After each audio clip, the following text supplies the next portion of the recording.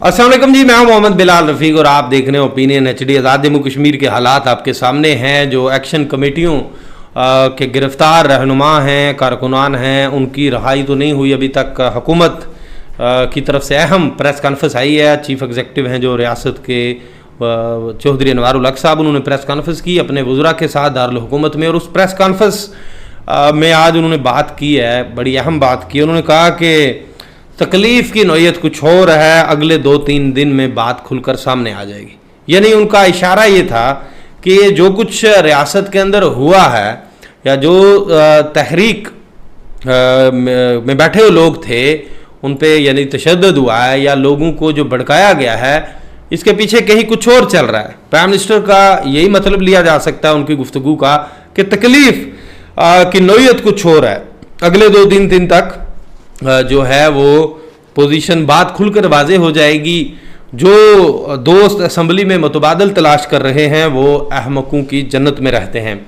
यानी पसे पर्दा कुछ चल रहा है, बिल्कुल कहीं ना कहीं कुछ ना कुछ ज़रूर चल रहा है। सोशल मीडिया पे जो हुकूमत के ख़िलाफ़, रियासत के ख़िलाफ़ जो पोस्टें वायरल हो रही हैं, उस सवाल पर वज़ीर आज़म ने ये जवाब दिया कि जो लोग पहले साजिश में शामिल थे, पाकिस्तान के मारूफ एंकर्स की जाली पोस्टें बना के डाली गई, वही लोग इस वक्त भी मसरूफ़ अमल हैं ऐसी एक्टिविटीज़ के अंदर। तो ये बड़ी तवील प्रेस कॉन्फ्रेंस की आज वज़ीर आज़म ने। जब इस प्रेस कॉन्फ्रेंस में एक सहाफ़ी ने यह भी सवाल किया उनसे कि आप जो हैं इन लोगों को रहा कर दें जिनको रियासत ने गिरफ़्तार कर लिया है, तो इस पे उन्होंने कहा कि कल वो ज़मानतें करवा लें। रियासत की तो ज़ाती लड़ाई उनके साथ नहीं थी। पहले जो ये भी प्राइम मिनिस्टर ने दावा किया है कि जो हजूम था, हजूम की तरफ से भी शेल फायर किया गया है जो पुलिस के ऊपर। यानी पहले जो तशद्दुद का आगाज़ था वो अवाम में से किया गया, उसका जवाब पुलिस ने दिया। तो ये मौक़िफ़ था प्रेस कॉन्फ्रेंस के दौरान वज़ीर आज़म आज़ाद जम्मू कश्मीर का। अब दूसरी बात यह है कि कहीं कुछ और बातें भी चल रही। कल जो हुकूमत की एक अहम इत्तेहादी जो जमात है उसकी पार्लिमानी पार्टी के अरकान के एक इजलास की इतला भी आ रही है। उन्होंने भी एक इजलास किया है और उस इजलास के अंदर मुख्तलिफ बातों को डिस्कस किया है जो अभी तक मसदका होकर तो बाहर नहीं आई हैं वो बातें, लेकिन एक बैठक ज़रूर हुई है, उसमें खासी बातें हुकूमती हवालों से डिस्कस की गई हैं। लेकिन अगर थोड़ा सा पीछे चले जाएं, वज़ीर आज़म जो चीज़ें करना चाह रहे थे, उन्होंने वहाँ पे सहाफ़ियों के सवाल के जवाब में ये भी कहा कि चेयरमैन CBR जो हैं वो बस पे बैठ के रावलाकोट जाते हैं, सरदार जफ़र, तो उनसे जाके पूछिए कि उन्होंने 40 पैसे भी लगाए हैं इस ओहदे के लिए। ऐसे लोगों को ओहदे दे रहा हूँ, सरकारी जो पैसे हैं उसका ज़िया नहीं करूँगा। जो उनकी सवाबदीद जो पोस्टें हैं उन्होंने वो भी नहीं ओहदे तैनात कर रखे हैं, उस पर भी लोगों को नहीं तैनात किया। जैसे हर वज़ीर आज़म के साथ मीडिया एडवाइज़र की 20वें ग्रेड की एक पोस्ट होती है, press secretary to prime minister होता है, इसी तरह पॉलिटिकल सेक्रेटरी होता है। यानी बेशुमार जो ओहदे हैं वो प्राइम मिनिस्टर ने ख़त्म कर दिए हैं, वो उनका सवाबदीदी अख्तियार था। इसी तरह बाकी कई चीज़ें जो हैं वो उन्होंने ठीक करने की कोशिश की। अब बेशुमार जो इस वक्त अवामल हैं, प्राइम मिनिस्टर चूंकि बेशुमार चीज़ों को ठीक करने की ख्वाहिश रखते हैं, लेकिन बेशुमार जो अवामल हैं वो उनके इर्द गिर्द जो घेरा है वो किसी न किसी सूरत तो तंग करेंगे। अब जो मुतालबात की बात चल रही थी, जो लोगों के मुतालबात थे, ये एक बहुत बड़ा सवाल है।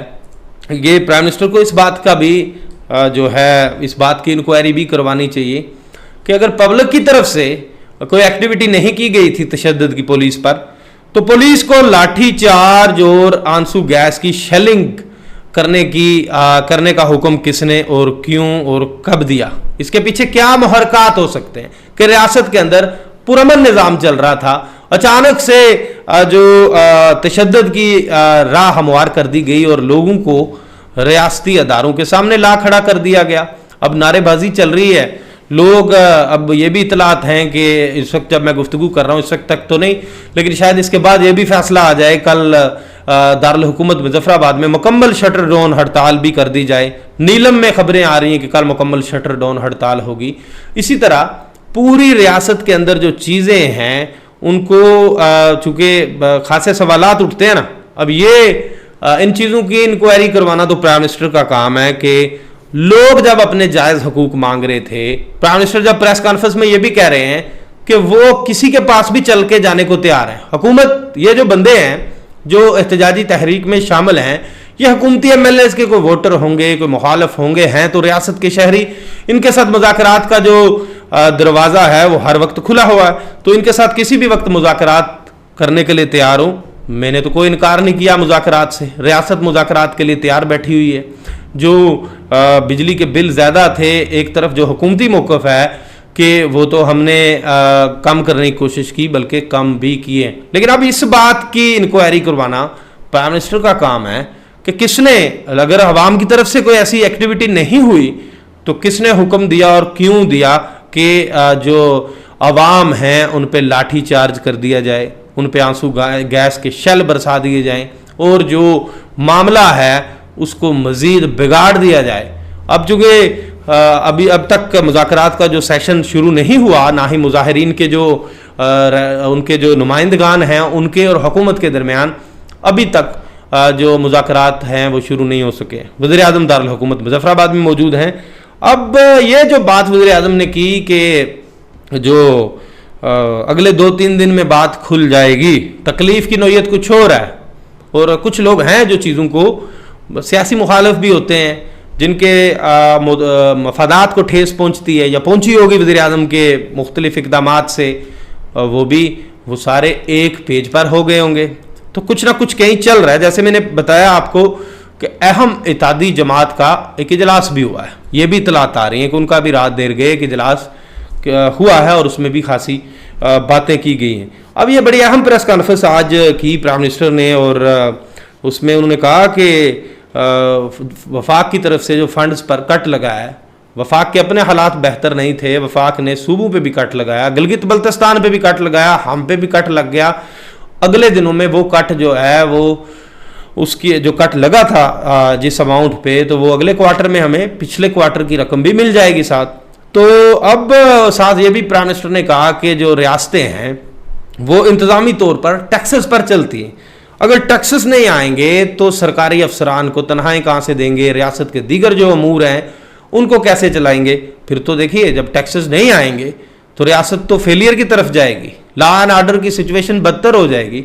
सारा कुछ जो ठीक चल रहा था उसे अचानक से किसी और तरफ लेके जाया जा रहा है। प्राइम मिनिस्टर को इन अवामल की तरफ भी देखना होगा। साथ ही साथ ये जो लोग गिरफ्तार हुए हैं ये रियासत के शहरी हैं, इनके साथ मुज़ाकरात का प्राइम मिनिस्टर ने भी कह दिया कि वो तैयार है मुज़ाकरात करने के लिए, तो बिल्कुल मुज़ाकरात में देर नहीं होनी चाहिए, इन लोगों के साथ मुज़ाकरात करनी चाहिए। ये रियासत के शहरी हैं और अगर वो हक के लिए बात कर रहे हैं, हकूक़ के लिए बात कर रहे हैं, तो वो जायज़ बात है, उनकी बात भी सुननी चाहिए। लेकिन अब ये जो बात आपको मैंने बताई कि कुछ ना कुछ कहीं प्राइम मिनिस्टर ने खुद भी उस बात का जिक्र कर दिया प्रेस कॉन्फ्रेंस के अंदर में कि अगले 2-3 दिन में बात खुल जाएगी। ये अगले 2-3 दिन बड़े अहम है कि कहां पे क्या चल रहा था, प्राइम मिनिस्टर के खिलाफ कौन कौन इस वक्त जो है वो जो हुकूमत के खिलाफ साजिशों में मसरूफ अमल है। ये चीज़ें प्राइम मिनिस्टर को खुद सामने लेके आनी चाहिए। और इस सूरत हाल के अंदर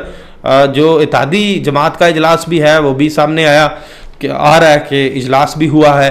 सो अब इन सारी चीज़ों को जो मैं समझता हूँ कि बड़े पुरअमन अंदाज में टैकल करना, लोगों को जो है रिहा करना और उनके साथ मुज़ाकरात, पूरी दुनिया में आपने देखा होगा बड़े बड़े जितने प्रॉब्लम होते हैं एंड ऑफ द डे उनका जो सोल्यूशन है वो ऑन टेबल होता है। टेबल पे बैठ के उनके साथ बातचीत की जाए, जो जो मुतालबात हैं उनको हल किया जाए, क्योंकि ये रियासत बिल्कुल मुकम्मल नहीं है ऐसे हालात की जो हालात इन दिनों में पैदा हो चुके हैं।